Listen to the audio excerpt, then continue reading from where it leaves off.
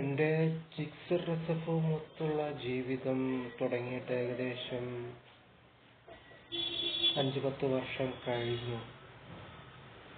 ഏകദേശം വളരെ മനോഹരമായ ഒരു സുഖമുള്ള ഒരു വണ്ടിയായിരുന്നു ജിക്സർ രസം. സുസുക്കിയുടേതായിരുന്നു. വളരെ മികച്ച ഒരു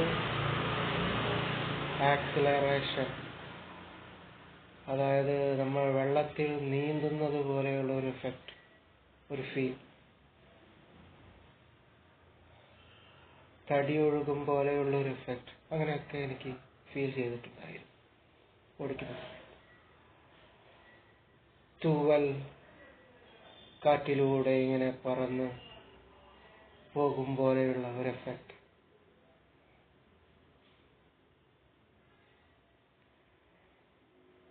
ഒരു സുഖം ഒക്കെ ലഭിച്ച ഒരു ബൈക്കായിരുന്നു. ഇതിന്റെ മറ്റൊരു പ്രത്യേകത എന്താണെന്ന് വെച്ചാൽ, ആക്സിലേറ്റർ നമ്മൾ സ്പീഡ് കൊടുക്കുന്നത് ഒരു വണ്ടി എൻജിൻ അറിയുന്നില്ല എന്ന് തോന്നുന്ന തരത്തിൽ, അതായത് ഒരു എക്സ്ട്രാ സൗണ്ട് വരുന്നില്ല. ആക്സിലേറ്റർ അതായത് മൂവ് ചെയ്തുകൊണ്ടിരിക്കുന്ന സമയത്ത് കൊടുക്കുമ്പോൾ നല്ലൊരു സുഖം കിട്ടും. ഒരിക്കൽ തവണ മാത്രമാണ് 100 ഞാൻ ട്രൈ ചെയ്ത് നോക്കിയത്.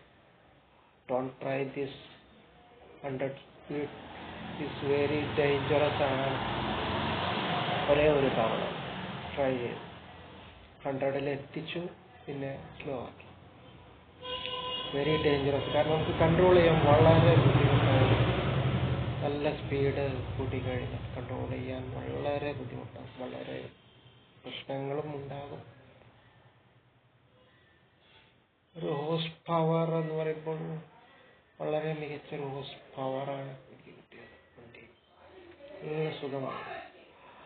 പ്രോബ്ലം നെഗറ്റീവായിട്ട് പറയാനുള്ളത്, നമുക്ക് ഹെൽമെറ്റ് ഹോൾഡ് ചെയ്ത് പോവാൻ വളരെ ബുദ്ധിമുട്ടാണ്, വണ്ടിയിൽ വെക്കാൻ ബുദ്ധിമുട്ടാണ്. ഹെൽമെറ്റ് തലയിലാണ് വെക്കേണ്ടത്, എന്നിരുന്നാലും ചില സന്ദർഭങ്ങളിൽ നമുക്ക് ഹോൾഡ് ചെയ്ത് വെച്ച് അത് മാറ്റി വെക്കുമ്പോൾ അതൊരു സുഖം കിട്ടും. വണ്ടി സ്ക്രാച്ച് വരുന്ന തരത്തിലേക്ക് എത്തും ചിലപ്പോൾ. അത് മാത്രമാണ് നെഗറ്റീവായിട്ട് പറയാൻ എനിക്ക് ഉള്ളത്. പിന്നെ നെഗറ്റീവായിട്ട് പറയാൻ, നമുക്ക് വീട്ടിലേക്ക് സാധനങ്ങൾ കൊണ്ടുവരാൻ വളരെ ബുദ്ധിമുട്ടാണ്. ഒരു സ്പോർട്സ് മോഡൽ ബൈക്കാണ്, പക്ഷെ നമ്മൾ എന്നിരുന്നാലും നിത്യജീവിതത്തിൽ നമുക്ക് ഉപയോഗിക്കാൻ വേണ്ടി പറ്റുന്ന തരത്തിലുള്ള ഒരു വണ്ടി കൂടിയാണ് ജിക്സർ രസം.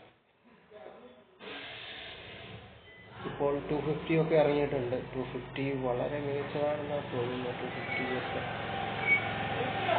എൻ്റെ ഉപയോഗത്തിലൂടെ, ഞാൻ ഉപയോഗിച്ച ഒരു ബൈക്കുകളിലൂടെ കടന്നു പോകുമ്പോൾ ഏറ്റവും മികച്ച ഒരു ബൈക്കാണ്. പണ്ട് ബജാജ് ഡിസ്കവർ ഞാൻ ഉപയോഗിച്ചിട്ടുണ്ടായിരുന്നു.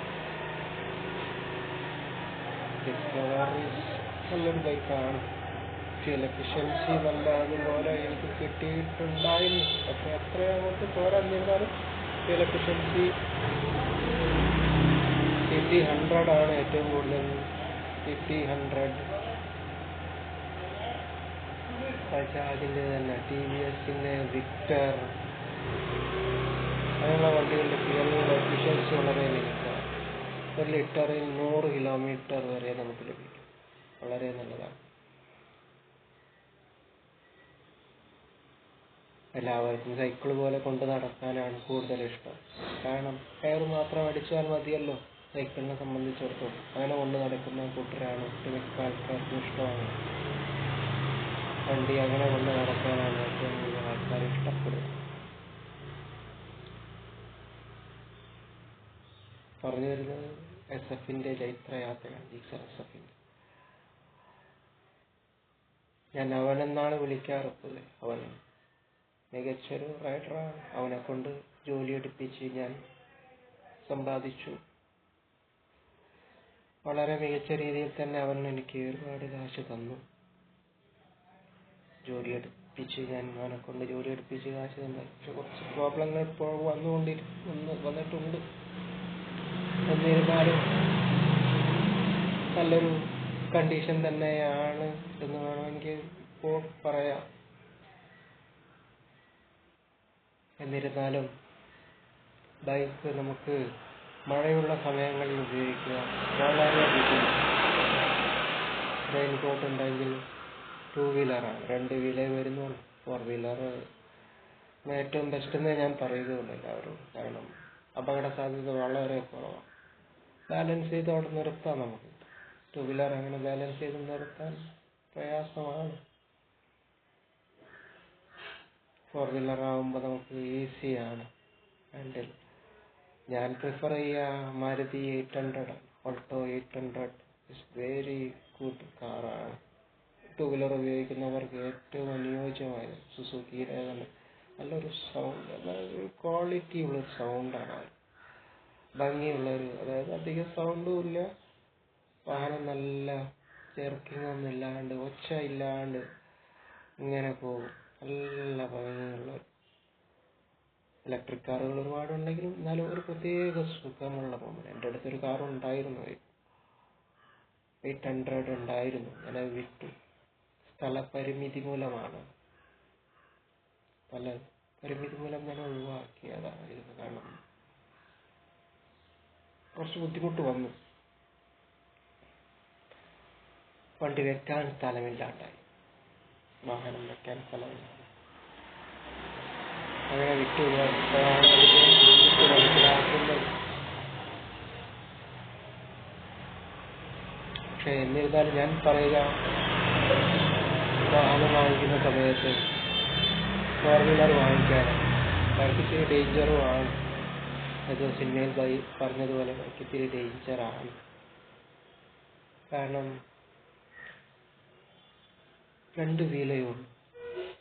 ബാലൻസ് നമുക്കിപ്പോൾ എവിടെയെങ്കിലും നിർത്തി, നമ്മളെത്ര മികച്ച പെർഫെക്റ്റ് വാഹനം ഓടിക്കുന്ന ആളാണെങ്കിൽ മറ്റുള്ളവരുടെ അശ്രദ്ധ മൂലം അപകടമാണ്. മറ്റുള്ളവർ ചിലപ്പോൾ എന്തെങ്കിലും കാണിച്ചു കഴിഞ്ഞാൽ നമ്മൾ ബാലൻസ് ചിലപ്പോൾ കൺട്രോൾ തെറ്റി നമ്മൾ മറിഞ്ഞു വീഴാൻ സാധ്യതയുണ്ട്.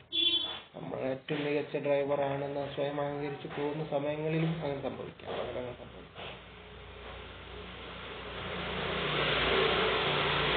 പറഞ്ഞു വരുന്നത് ജിക്സർ എഫിന്റെ കൂടെയുള്ള ജൈത്രയാത്രയാണെങ്കിൽ കുറച്ചു കാലമായി എന്ന നല്ലൊരു ബൈക്കായിരുന്നു, നല്ലൊരു ബൈക്കാണ്. അവിടെ സർവീസ് എന്ന് പറയുമ്പോൾ എനിക്ക് പറയാനുള്ളത് ഇത്തിരി എക്സ്പെൻസീവാണ്. ശ്രദ്ധിക്കുക, കമ്പനി സർവീസ് ഇത്തിരി എക്സ്പെൻസീവാണ്. ക്വാളിറ്റി സർവീസ് സെന്ററുകൾ നിങ്ങൾ നോക്കുക, ചിലയിടത്ത് അത്ര പോരാ എന്ന് തോന്നി എനിക്ക്. പക്ഷെ എന്നിരുന്നാലും അവരുടെ ഒരു മികച്ച ഒരു വാഹനം തന്നെയാണ്. പക്ഷെ സാധാരണക്കാർക്ക് വാഹനം വാങ്ങിക്കാൻ എന്ന് പറയുമ്പോൾ ഇത്തിരി ബുദ്ധിമുട്ട് വരുന്നുണ്ടല്ലോ അല്ലേ.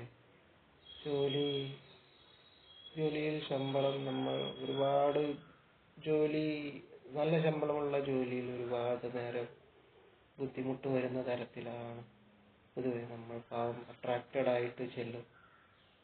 ചിലപ്പോൾ അവർക്ക് തരാനും ബുദ്ധിമുട്ട് തോന്നും. അങ്ങനെയുള്ളൊരു രീതികളുണ്ട്. നാട്ടുകാർ, നമ്മൾ വീട്ടുകാർ, ഫ്രണ്ട്സുകൾ, അങ്ങനെയുള്ള രീതിയിലുള്ള ഒരു മനോഭാവം മുതലാളിമാർക്കുണ്ടാവട്ടെ, ജോലി തരുന്ന ആൾക്കാർക്കുണ്ടാവട്ടെ, ശമ്പളം ഒരുപാട് തരാൻ തോന്നുന്ന മനസ്സുകൾ ഉണ്ടാവട്ടെ എന്നേ ഞാൻ ആഗ്രഹിക്കുന്നു. എല്ലാവർക്കും വാഹനങ്ങൾ വാങ്ങിക്കാൻ കൊതിയുണ്ടാകും, ആഗ്രഹങ്ങളുണ്ട്.